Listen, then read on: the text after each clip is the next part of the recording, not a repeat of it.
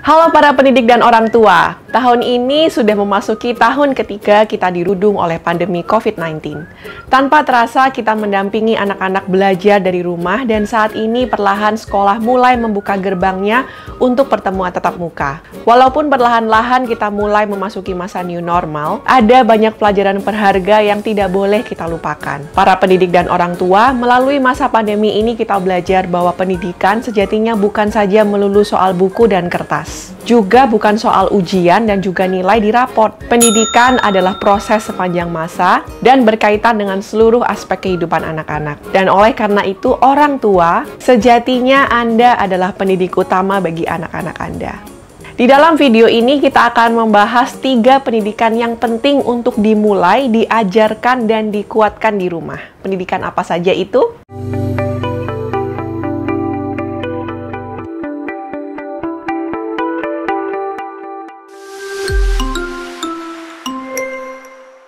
Halo semuanya, perkenalkan nama saya Amelia dari channel Ruang Edukator. Kami percaya pendidikan yang terbaik adalah pendidikan yang transformatif dan bukan saja pendidikan yang informatif.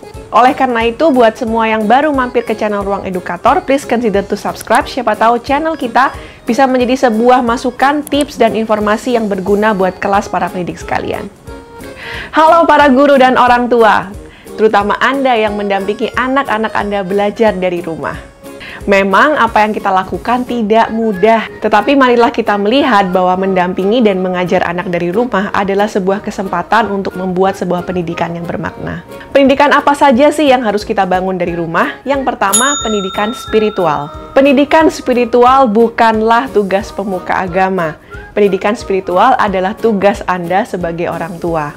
Kitalah yang harus memperkenalkan kepada anak-anak kita siapa Tuhan dan bagaimana memiliki iman kepada Tuhan. Ajarkan anak-anak untuk beribadah, berdoa, baik bersama keluarga maupun bersama komunitas seiman. Melalui kehidupan kitalah dan melalui iman percaya kita kepada Tuhan, anak-anak dapat memaknai hubungan mereka dengan Tuhan.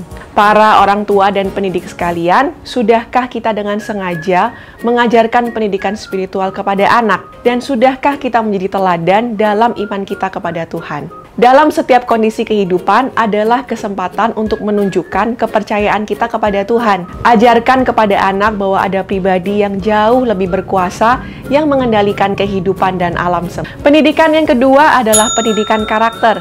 Seberapa banyak dari kita orang tua ingin anak-anaknya memiliki karakter yang baik? Pendidikan karakter bukanlah tugas guru di sekolah. Pendidikan karakter tata krama adalah tugas Anda di rumah. Karena anak-anak banyak menghabiskan waktunya di rumah daripada di sekolah. Dan anak-anak belajar melalui melihat apa yang dicontohkan kepada mereka. Dan siapa contoh paling utama bagi anak-anak kita? Tentu saja Anda sebagai orang tua. Ajarkan dan contohkan tata krama yang baik kepada orang-orang di sekitar Anda. Ajarkan mereka untuk saling menolong, ajarkan mereka menyapa, ajarkan mereka sopan santun kepada orang yang lebih tua.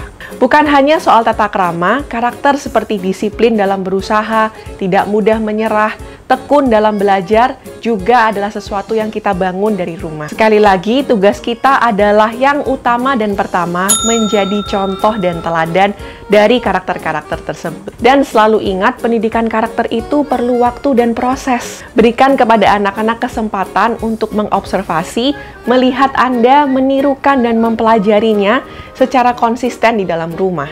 Terus dorong karakter-karakter yang baik ini dalam kehidupan anak-anak kita.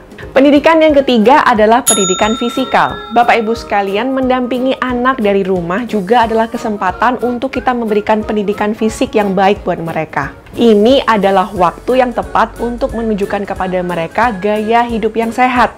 Ajarkan kebiasaan-kebiasaan berolahraga, menjaga kebersihan badan, dan makan makanan yang bernutrisi dan bergizi buat mereka. Bukan hanya itu saja, kebiasaan untuk beristirahat yang cukup dan juga membatasi waktu kita dengan gawai adalah gaya hidup yang sebaiknya kita contohkan dan ajarkan kepada anak. Para pendidik sekalian, pendidikan bukan hanya soal buku dan kertas. Pendidikan bukan hanya soal penambahan informasi di dalam otak, tetapi pendidikan adalah proses di mana kita menjadi pribadi yang lebih baik hari demi hari.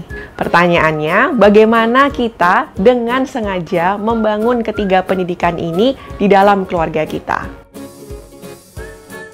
Sekali lagi, buat teman-teman yang baru mampir ke channel Ruang Edukator, please consider to subscribe. Siapa tahu informasi dan tips dari channel kita bisa bermanfaat buat keluarga dan kelas Anda semuanya. Para orang tua, selamat mengajar dan selamat mendidik anak-anak.